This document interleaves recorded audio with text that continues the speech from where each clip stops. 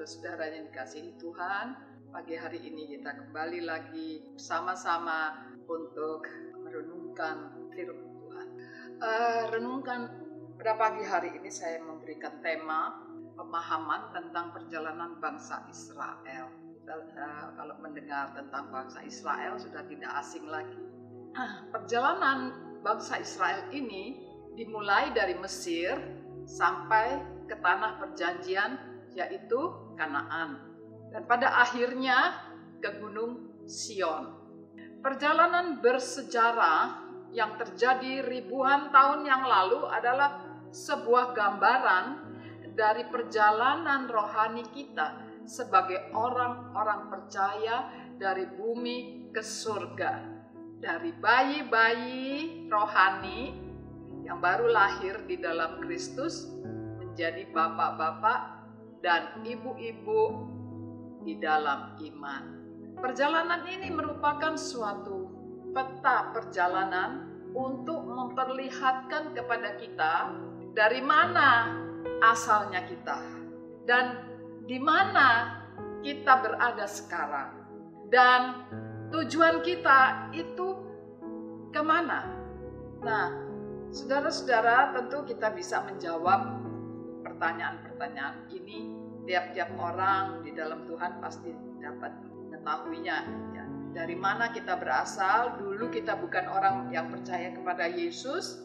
Kemudian kita percaya kepada Yesus sebagai Tuhan dan Juru Selamat.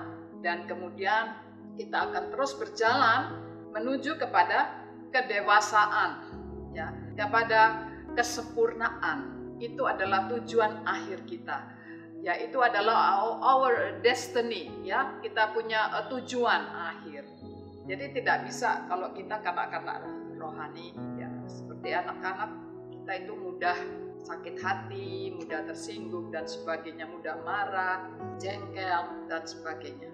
Keturunan Abraham, Ishak dan Yakub meninggalkan tanah Mesir, tempat mereka ditawan sekian ratus tahun lamanya, kurang lebih 400 tahun, ya. Allah membebaskan mereka melalui tangan Nabi Musa yang kemudian menuntun mereka, ya, umat Tuhan ini di bawah perlindungan Tuhan dari Mesir menuju ke dataran Moab. Ini memerlukan waktu yang sangat panjang sekali. Memerlukan waktu yang tidak hanya 1, 2, 3, 10 tahun, tetapi 40 tahun lamanya. Nah, saudara-saudara bisa melihat itu di peta, ya, berapa jauhnya antara Mesir, ya, lantas kemudian melewati Laut Merah, kemudian terus berjalan dan sampai kepada Moab itu harus melalui padang gurun dulu, saudara-saudara, tapi nanti akan kita lanjutkan. Suatu periode yang berlangsung kurang lebih 40 tahun. Setelah kematian Musa, maka mereka diberikan seorang pengganti, pemimpin yang baru yang bernama Yosua, yang membawa mereka menyeberang sungai Yordan dan masuk ke tanah Kanaan, yaitu tanah perjanjian. Namun mereka tidak menaklukkan seluruh tanah tersebut seperti yang difirmankan Tuhan untuk menaklukkan semuanya. Tapi mereka tidak menaklukkannya dan mencapai perhentian sampai bertahun-tahun kemudian ketika Allah membangkitkan Raja Daud.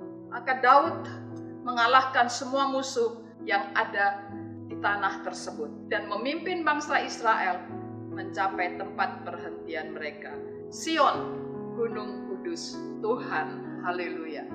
Tuhan yang sama yang telah membawa bangsa Israel dari tanah Mesir ke Sion juga akan membawa kita dari Mesir dunia ini ke Sion. Sion yang melukiskan kedewasaan rohani dan kemuliaan Allah. Itu dapat dibaca dalam 1 Korintus 10 ayat 1 sampai 11.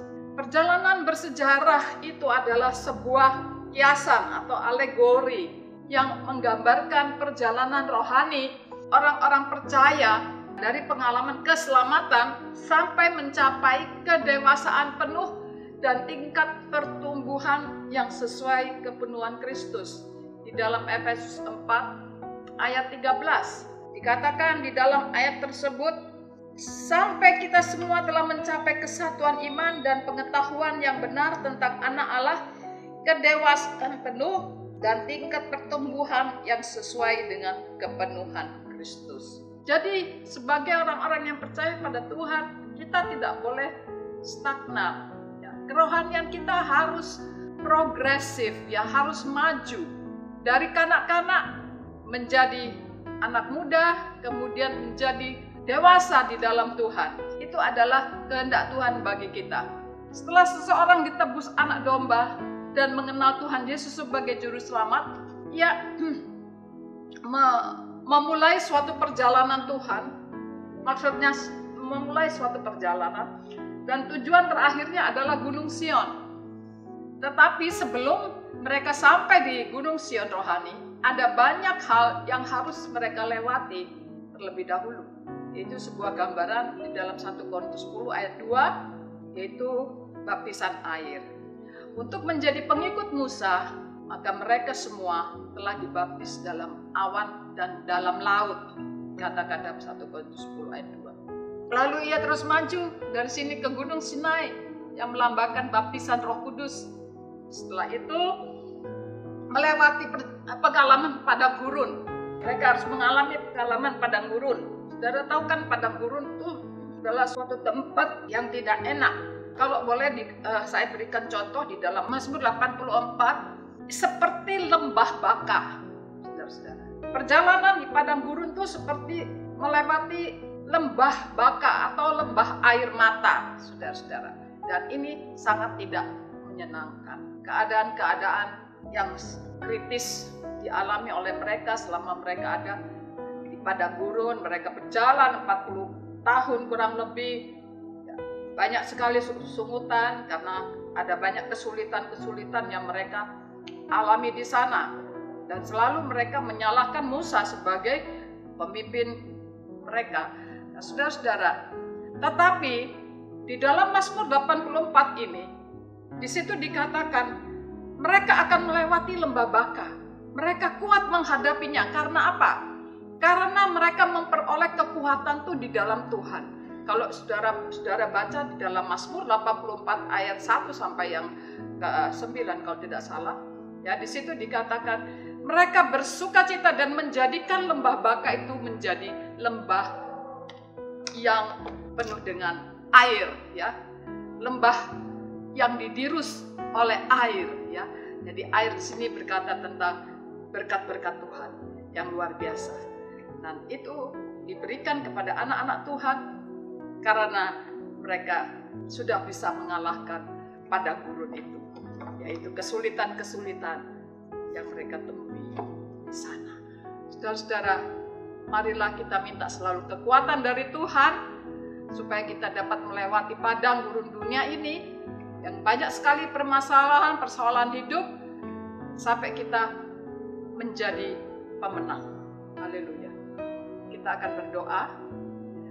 Ya Bapa, Tuhan yang kami sembah adalah Allah yang ajaib, Yesus Kristus yang telah memanggil kami untuk menjadi hamba Tuhan, menjadi murid-murid Tuhan, untuk kami tetap terus berjalan walaupun harus melewati padang gurun dunia ini atau lembah baka. Kami percaya kekuatan kami bukan berasal dari diri kami, tetapi ketika kami menjalin suatu persekutuan yang erat dengan Tuhan, di sanalah kekuatan kami.